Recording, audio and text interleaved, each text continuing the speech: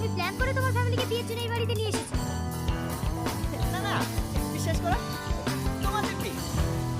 আমি এই বিয়ের ব্যাপারে কিছুই জানি না। যদি জানতাম তাহলে তো আগে চলে আসতাম। আমি জানি তুমি মালটা শুনে অত সে এসব প্ল্যান তোমারই।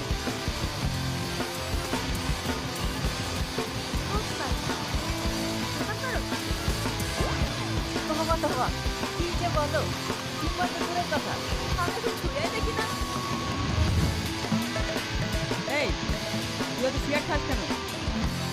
জীবনে আছে কি ভাই, দেখবে যাই। মাথায় আর কোনো নেশা আছে? ড্রিঙ্ক করা বা রাতের কাটা?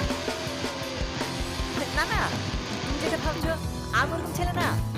রাম, হুইস্কি, বিয়ার এইসব নাম তো আমার মুখেই বেরোয় না।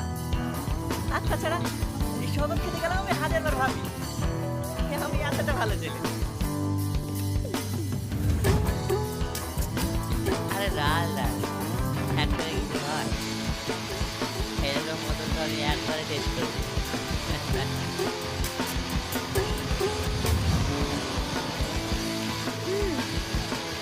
সব বুঝলাম।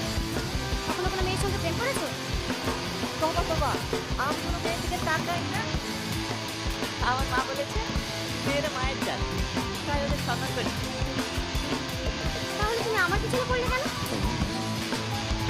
এটাই তো, তুমি তো দেখার পর মায়ের তো প্রথম রাখতে পারি। জীবনে যদি কোনো পাপ করে থাকি এইটাই প্রথম পাপ। আমাকে ক্ষমা করে দিও মা। তোমার প্রতি আমার সন্দেহ আছে। আমি শুনেছি পুরুষ মানে তার